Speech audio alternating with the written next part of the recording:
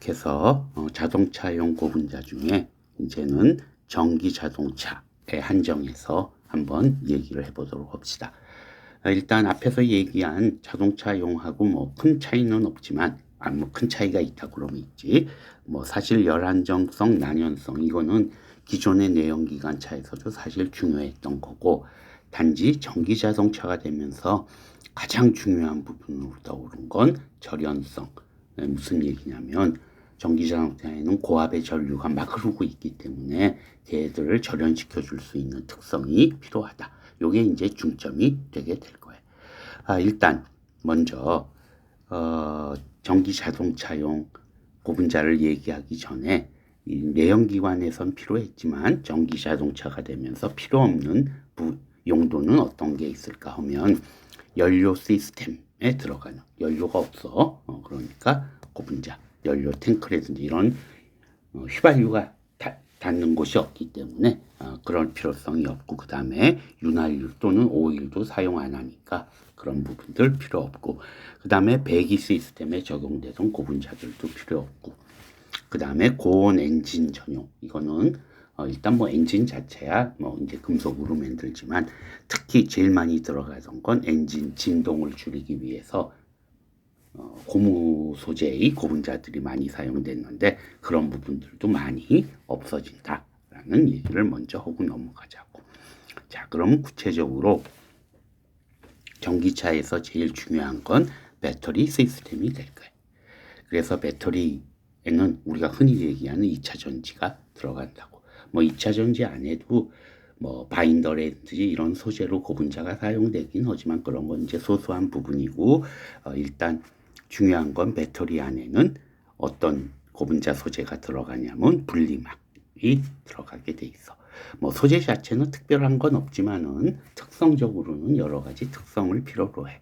근데 이 부분은 앞에서 내가 따로 얘기를 했으니까 뭐 이런 게 있다 정도만 여기서는 얘기하고 넘어갑시다. 그 다음에 이제 배터리 모듈 팩이라고 하는 건 외부를 감쌀 수 있는 그런 거야. 당연히 가볍기 때문에 고분자 소재를 사용하는 거고, 난연성, 절연성이 필요해.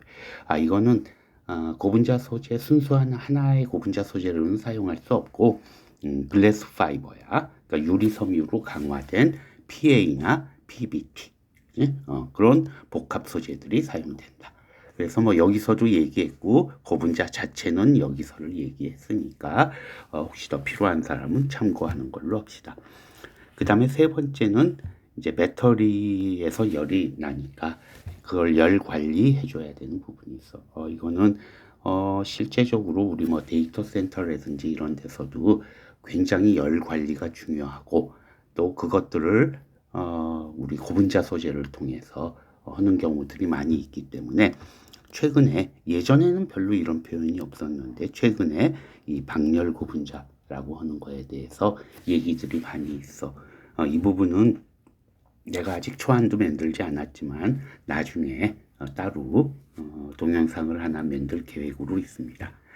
그 다음에 근데 현 시점에서 요즘 뭐 이 연구가 많이 되고 있으니까 계속 업데이트가 되고 있어서 요걸 나중에 이제 정리해서 한꺼번에 얘기할 생각이고, 일단 현 시점에서는 방열 고분자 자동차 안에 들어가는 건 실리콘 기반 TIM, 이건 그러니까 열이 발생하는 곳하고, 그 다음에 쉽게 얘기하면 냉각판하고 열이 발생하는 셀하고 그걸 식히기 위한 냉각판을 암만 접촉시켜 놓더라도 빈 공간이 있다고.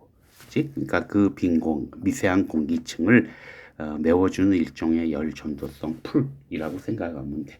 그 부분에 고분자가 들어가서 뜨거운 셀에서 발생하는 뜨거운 열이 냉각판으로 잘 전달될 수 있도록 해주는 그런 용도로 많이 사용이 돼. 가장 심플한 시스템이 될 거야. 실리콘 고분자 내부에 열 전도성이 높은, 전도율이 높은 무기물 입자를 섞어서 만드는 게 가장 일반적인데, 사실 이 무기물들도 우리가 일반적으로 사용하지 않던 보론계 물질이라든지 이런 좀 고가의 물질들, 이런 것들도 사용하는 예가 최근에는 있고, 그래서 뭐 디테일한 부분은 내가 따로 얘기하는 걸로 합시다.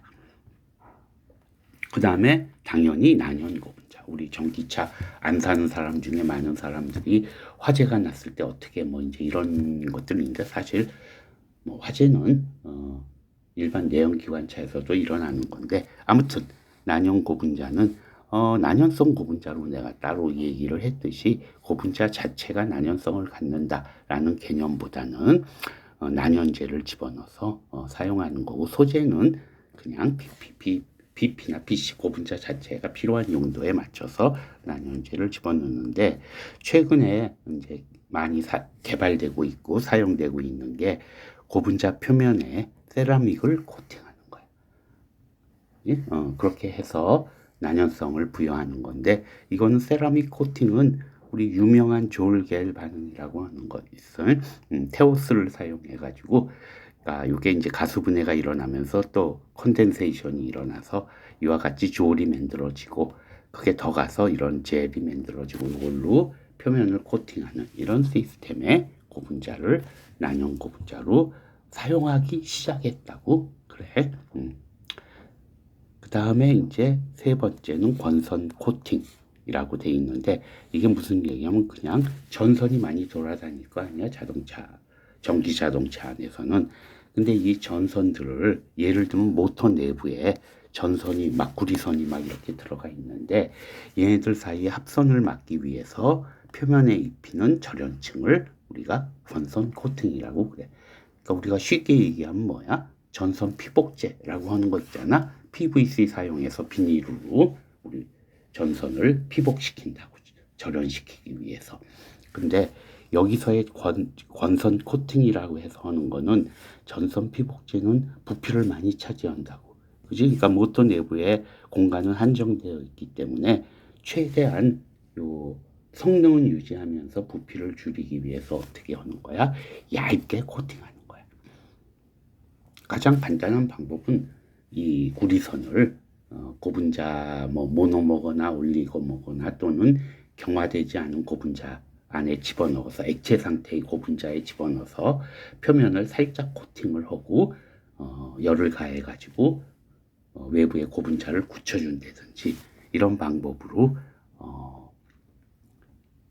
이런 구리선의 표면을 얇게 코팅하는, 거의 코팅 두께가 몇 마이크로미터 뭐 이 정도로 얇게 해야 되면서, 또 절연 성능은 반드시 유지해야 되기 때문에, 그리고 온도도 높을 거고 사용하는 도중에. 그지? 그러니까 어떤 고분자들, 앞에서 얘기한 슈퍼 엔지니어링 플라스틱이라고 하는 게 사용돼. PK 몇 번이나 앞에서 얘기 나왔던 거. 그 다음에 PI, PAI 뭐 요건 통칭해서 우리가 폴리이미드라고 통칭하는 거야. 슈퍼 엔지니어링 플라스틱의 가장 대표적인 PK하고 PI, 폴리이미드, 이런 것들이 이 권선 코팅에 사용된다.